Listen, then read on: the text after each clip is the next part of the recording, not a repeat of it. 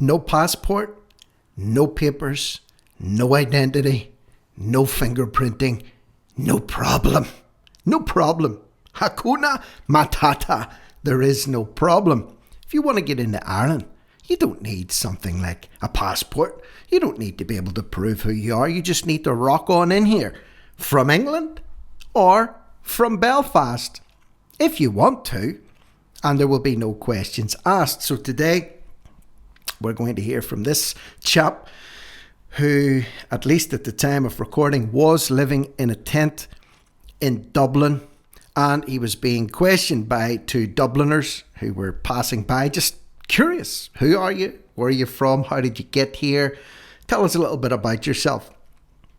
So he goes on to explain, no passport, no papers. And at the end of this video, he says, look, I'm just being honest with you as to how I got here and what I'm doing here. At least he told us some of his story, maybe not the full story. And here's the irony. The irony is he's being more honest with you, the listener, or the people that were talking to him. He's being more honest with you or them than your own government. He could teach the Irish government a thing or two about honesty. I'm not saying he's trustworthy. I don't know who he is. I don't know what he's done. But he's answering the questions directly. He's not jumping around the issues. He's being honest and direct. And he's saying, look, just answering the questions. Unlike, for example, members of the Dáil, members of local councils, when certain issues are brought up before them,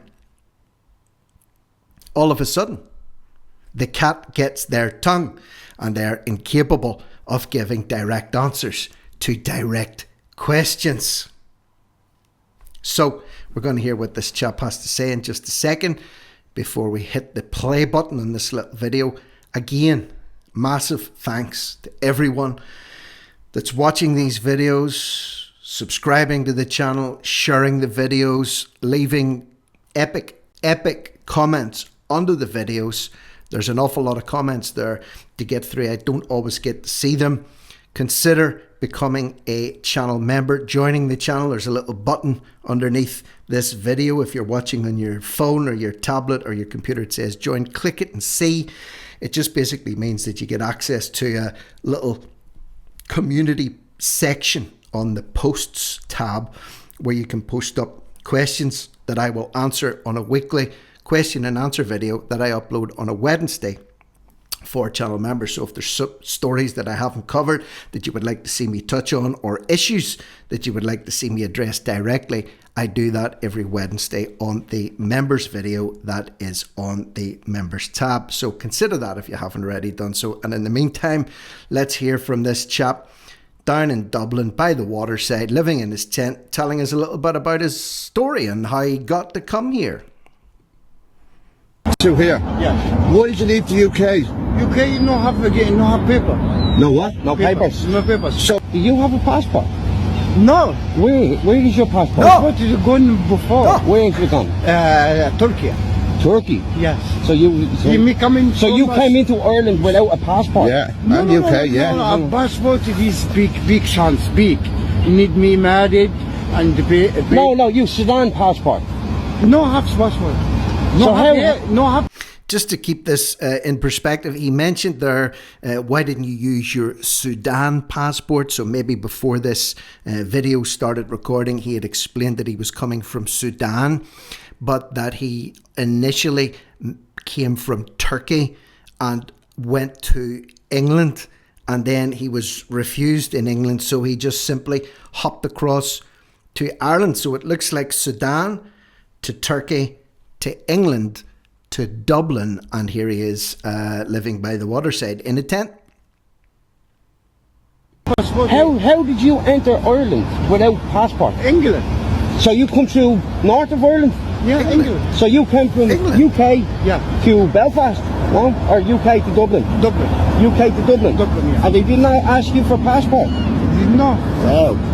That's what explained to you. Wow. When he said you about a passport a minute ago, he said you about a passport. Serious? Yeah. At least you're honest. No, at least you're honest now. You can't. At least you're honest. He said, I don't have a passport. And they didn't ask me for a passport when I got to Dublin. They didn't ask me for one, and here I am. So different places were mentioned. One thing we do know is he came from Turkey, he went to England, he ended up in Dublin. I heard Sudan mentioned there as maybe a place of origin, and Syria I think was mentioned. But set aside Sudan, set that aside, and set aside Syria. He definitely came from Turkey, in his own words, and he definitely went to England, in his own words, and he definitely did this. I like his little gesture. He did this. Came across from England into Dublin, and there he is. And he's just simply saying, listen, I have no passport.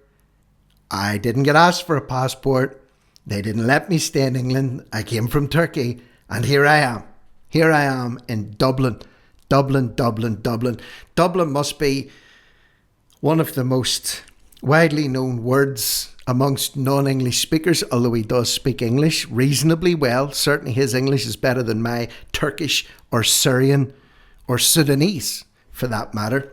But here he is. So again, proof, if proof were needed, that people coming into Ireland do not get fingerprinted, do not get photographically identified, do not have to have travel documentation, and certainly when they're here illegally, they are not deported. They're simply asked to leave in many cases, or a token deportation flight will head out to Georgia once in a blue moon with 30 people on it.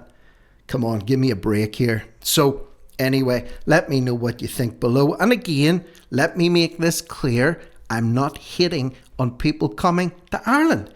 If I was in his shoes, if you were in his shoes, living where he lived, and you looked across the sea or across the ocean or across the English Channel, in this case, and thought, hey, I can come to Dublin.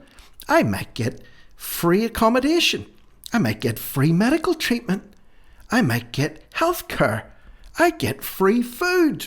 I get looked after. At the very least, I'm going to get a tent. Would you not consider it? The blame for all of this in the first instance, and I know there's a hierarchy, so please spare me the deep dive on what's going on at higher levels. I know that. But in the first instance, the blame lies squarely at the feet of the treacherous and treasonous Irish government.